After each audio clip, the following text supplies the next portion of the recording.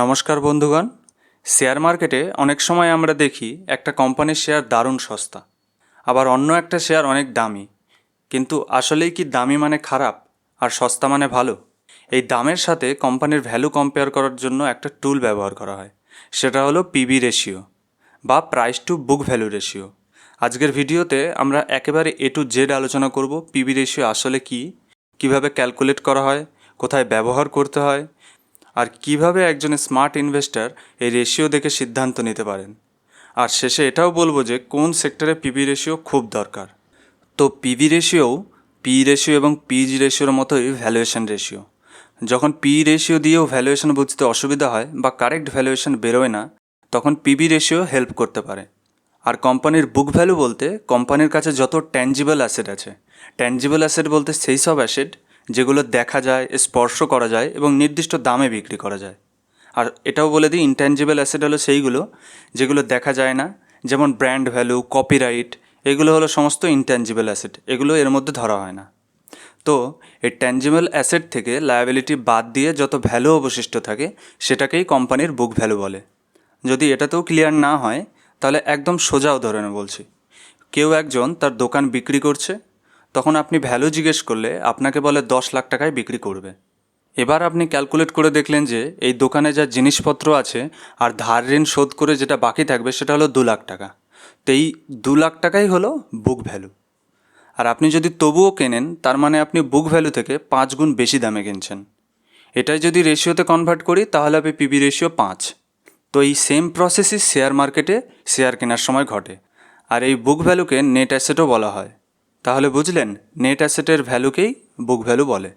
চলুন এটা কিভাবে ক্যালকুলেট করতে হয় সিম্পল ম্যাথে বুঝে নিই। তো পিবি রেশিওর ফর্মুলা হলো শেয়ার প্রাইসকে বুক ভ্যালু পার শেয়ার দিয়ে ভাগ করতে হবে। তার আগে বুক ভ্যালু পার শেয়ার বার করে নিই। তো বুক ভ্যালু মানে একটু আগেই বললাম, ট্যাঞ্জিবল অ্যাসেট থেকে লায়াবিলিটিস বাদ দিতে হবে। তাহলে কোনো কোম্পানির ট্যাঞ্জিবল অ্যাসেট যদি 40 কোটি ধরি আর লায়াবিলিটিস যদি 10 কোটি ধরি, তাহলে বুক ভ্যালু বেরোবে এই 40 থেকে 10 বাদ দিলে 30 কোটি।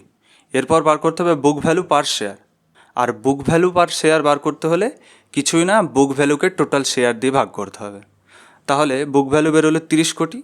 আর ধরুন টোটাল শেয়ার আছে 10 লাখ, তাহলে বুক ভ্যালু পার শেয়ার বার করতে হলে এই 30কে 10 লাখ দিয়ে ভাগ করতে হবে, মানে 30 কোটিকে 10 লাখ শেয়ার দিয়ে ভাগ করতে হবে, যেটা বেরোবে 30 টাকা। এখন যদি কোনো কোম্পানির শেয়ার প্রাইস যদি 45 টাকা হয়, তাহলে এই পিবি রেশিও বেরোবে এই 45কে 30 দিয়ে ভাগ করতে হবে, মানে শেয়ার প্রাইসকে বুক ভ্যালু পার শেয়ার দিয়ে ভাগ করতে হবে, যেটা বেরোবে 1.5। এর মানে হলো আপনি 1 টাকার নেট অ্যাসেট কেনার জন্য আজ 1.5 টাকা দিচ্ছেন। ধরুন ইন ফিউচার কোম্পানিটা বন্ধ হয়ে গেল, যেহেতু আপনি 45 টাকা দিয়ে শেয়ারটা কিনলেন, তাহলে আপনি পাবেন 30 টাকা, কারণ আপনি বুক ভ্যালু থেকে 1.5 গুণ টাকা দিয়ে শেয়ারটা বাই করছেন। এবার বলি পিবি রেশিও কত হলে ভালো হয়। সাধারণত 1-এর নিচে আন্ডার ভ্যালুর ধরা হয়, আর প্রায় 1 থেকে 2 ঠিকঠাক, আর 2-এর ওপরে ওভার ভ্যালুর ধরা হয়। আর 1-এর নিচে পিবি রেশিও আপনি যদি কোনো কোম্পানি খুঁজেও পান, ভালো করে দেখলে পাবেন যে তাদের গ্রোথ কম। আশা করি পিবি রেশিও কী ভালোভাবে বুঝতে পেরেছেন। আর এখান থেকে এটাও বুঝতে পেরেছেন হয়তো যে পিবি রেশিও কম হলেই ভালো।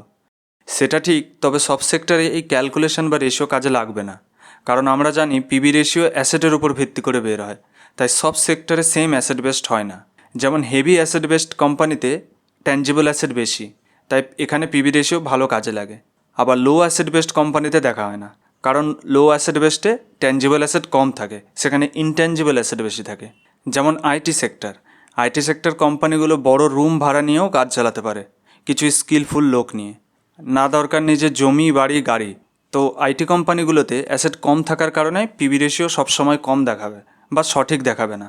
আবার কোনো কোম্পানির যদি ভালো ব্র্যান্ড হয়, কপিরাইট বা লাইসেন্স যদি থাকে, সেখানেও সেম বুক ভ্যালু কম দেখাবে, কারণ এগুলো ইনট্যাঞ্জিবল অ্যাসেটের মধ্যে পড়ে।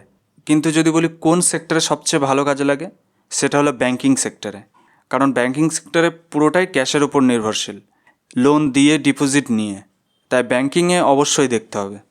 তবে ব্যাংকিং সেক্টর কোম্পানিগুলো 1 থেকে 2-এর মধ্যে ভালো ভ্যালুয়েশনে ধরা হয়। আর 1-এর নিচে যদি পানও, তো সেটা হয়তো গ্রোথ কম, ডিম্যান্ড কম, তো সেই কারণে পিবি রেশিও 1-এর নিচে থাকে। বড় বড় ব্যাংকগুলো যেগুলো পাবেন সবই 2-এর উপরেই পাবেন। আর একটা জিনিস বলে দিই, অ্যাসেটের কোয়ালিটি চেক করাও জরুরি আছে। যখন আপনি নতুন কোম্পানি বাছবেন, তখন কী ধরনের অ্যাসেট আছে আর এখানে পিবি রেশিও কাজে লাগবে কিনা সেটা আপনি নিজেই বুঝতে পারবেন। তো অ্যাসেট সাধারণত দু প্রকার, একটা হলো অ্যাপ্রিসিয়েটিং অ্যাসেট আর একটা হলো ডিপ্রিসিয়েটিং অ্যাসেট।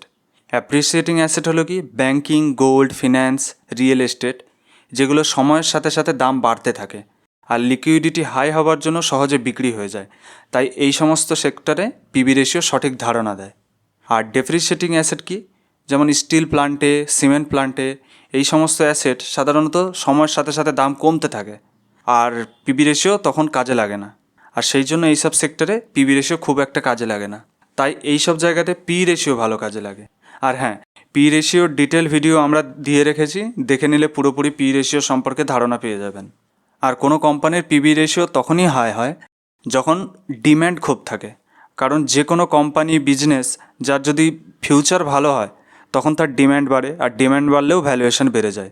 আর পিবি রেশিও বার করার জন্য আপনাকে এত ক্যালকুলেশন করতে হবে না, আপনি যে ব্রোকিং অ্যাপ ব্যবহার করছেন সেখানেই আপনি পেয়ে যাবেন। ধরুন এই এইচডিএফসি ব্যাঙ্ক, এখানে পিবি রেশিও দেখাচ্ছে 2.81। এই 2.81 কেন আসছে? কারণ বুক ভ্যালু দেখাচ্ছে কত, 340 প্রায়, আর শেয়ার প্রাইস আছে 965।